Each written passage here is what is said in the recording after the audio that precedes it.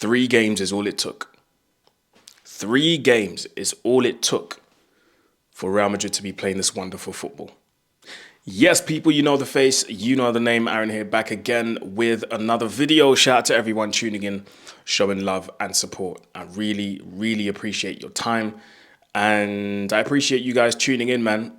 I appreciate you guys, tuning in and showing love and support. It's still road to 20K, closing in on 17. So shout out to everyone who's been tuning in for the Club World Cup content. Pre-season is coming up soon. Well, I say soon, probably in a week or 2. So yeah, we're going to be watching games for that as well and doing reactions for that as well. The content doesn't stop. I told you guys, this summer is a busy summer.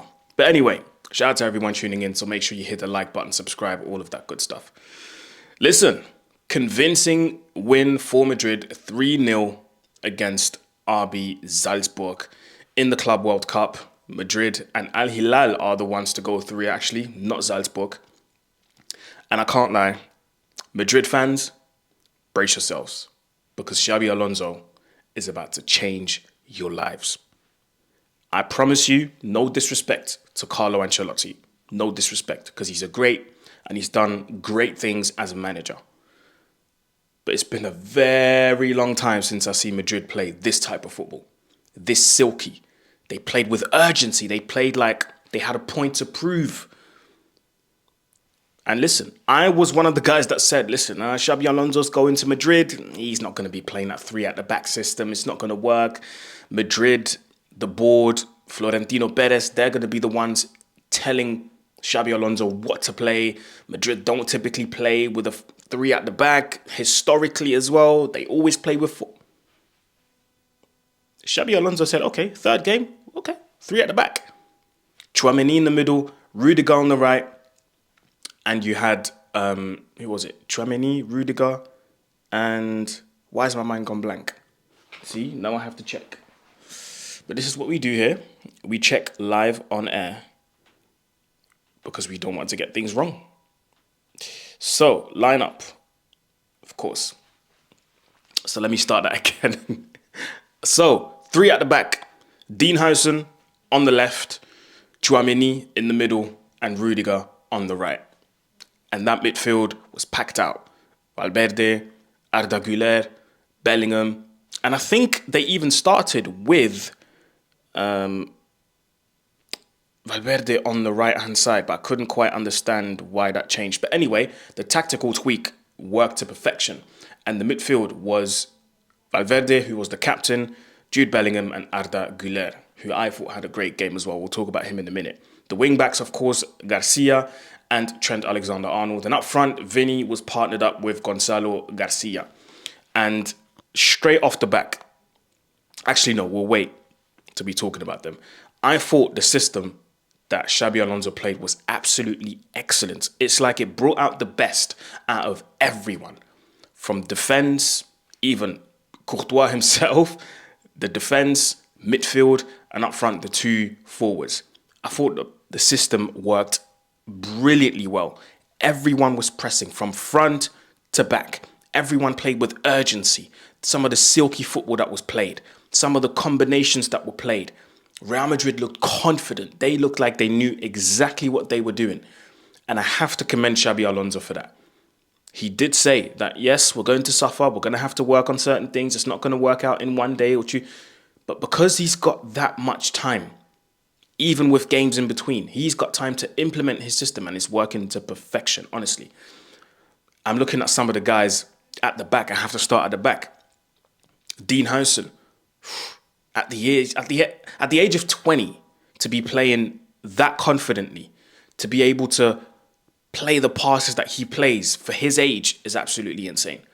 And then he's partnered up with experienced guys like Tchouaméni and Rudiger. And I think with time, I do believe that Tchouaméni will be phased out and someone else will be playing in that central centre-back position. I'm a big fan of Fran Garcia. Fran Garcia said he wanted to stay at Madrid, fight for his place. Listen, Ferland Mendy, watch out. Watch out, because Fran Garcia is an amazing young player. And all of a sudden, Spain find themselves with 4 left backs. And next year, they've got a World Cup and they've got to choose 2. They've got Fran Garcia, potentially. They've got Alejandro Balde, sorry. They've got Alejandro Grimaldo, and they've got Marco Correa. But this is what happens when your country produces good players. This is what happens.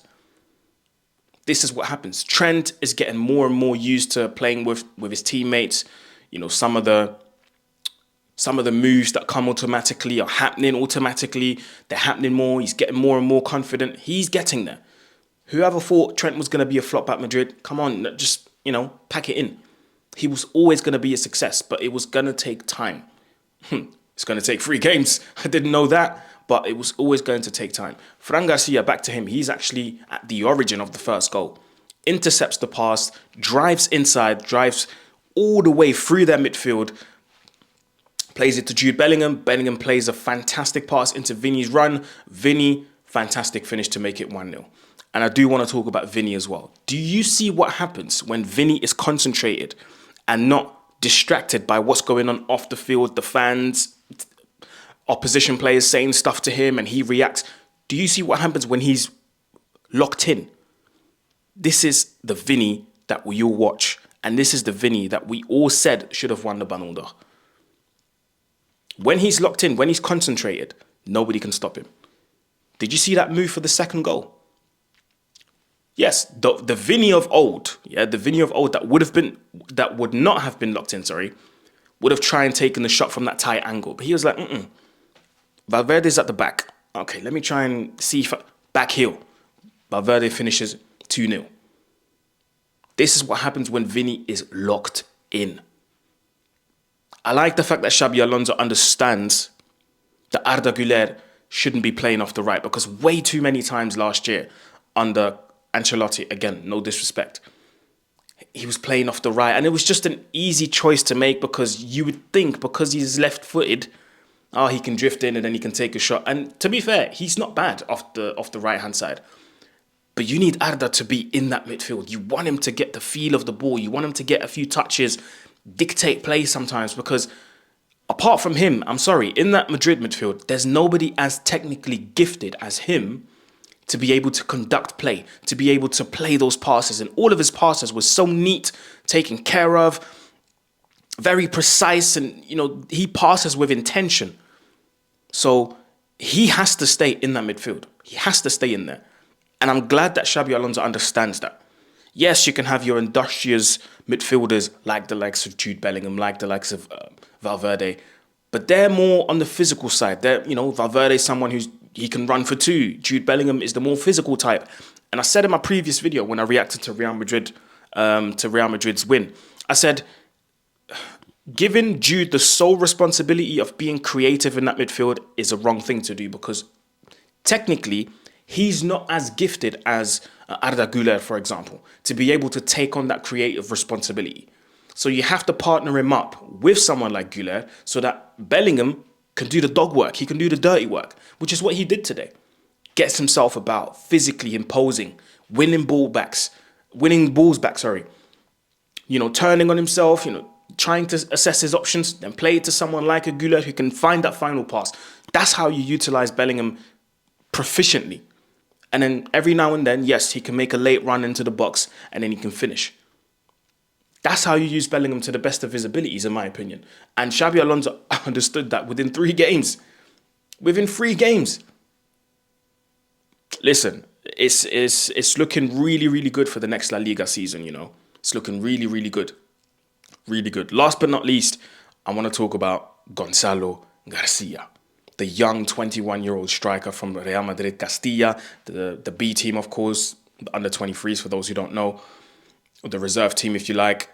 This kid, I like this kid a lot. I'm liking what I'm seeing, and I'm liking the intelligence that he plays with.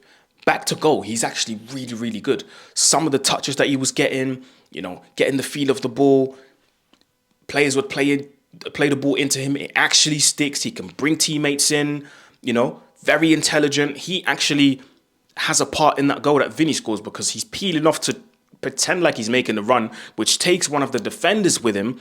And Vinny, all he has to do is now one-on-one, and he takes a shot with his left foot and then scores. So Gonzalo Garcia, listen, doing a lot of good work, man. A lot of good work. The finish as well. Obviously, he got a bit lucky there, but sometimes in football you need a bit of luck.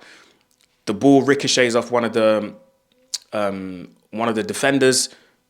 Gonzalo Garcia finds himself 1v1 against the goalkeeper, chips it, makes it 3-0. Fantastic finish. But I want to stress that whenever Real Madrid press from the front, he's the first one. He's the first one to be pressing. The first one to be pressing from the front. I think he won the ball back 2 or 3 times in the first half. So one of the times he won the ball back, he tracked back all the way down to midfield, almost at the center circle. Won the ball back and then played it to Vinny out wide. Gonzalo Garcia is setting the example. Real Madrid are in the market trying to look for a backup striker. No, you've got Garcia there. Gonzalo is doing the work. And listen, Kylian Mbappé. Well. And this is no criticism, by the way. Well. You find yourself in the exact same situation that you found yourself in at PSG, where Luis Enrique was telling you, you have to be the first one pressing. You didn't want to do it. Well, guess what? You're going to have to do it anyway now at Madrid. Because if you ain't, Gonzalo Garcia's on the bench and he'll be waiting for his turn. Gonzalo Garcia probably knows he won't be starting all of the games for Real Madrid. He won't be starting all the games for Madrid. He knows that. You know, La Liga, Champions League, Copa del Rey, he knows it. But one thing he does know as well is that he will get his chance. And Xabi Alonso will not hesitate to drop someone for someone else to do the job properly. That's all I'm saying. So, Mbappé, I hope you're watching, because as soon as you come back, you're going to have to be the one to do that job now. First one to press. First one to try and win the ball back. None of this, no, I want to play off the left. No. The instructions are very concise and very precise. Follow them. That's all I'm saying. But listen, this was a really good watch, man. Real Madrid, this was the best I've seen them in a very long time, and that's largely down to Xabi Alonso's system. I rate this highly. But listen, let me know what you think in the comment section below. Do you agree? Do you disagree? Madrid fans, let me know. If you made it till the end of this video, go in the comment section and type in stay awake, because I know a lot of you stayed awake to watch this game. So that's how I know you made it till the end of this video. Stay awake as final words of this video. Anyway, people, like, share, comment, subscribe. It's road to 20K. We're nearly there. And I'll see you soon. Peace.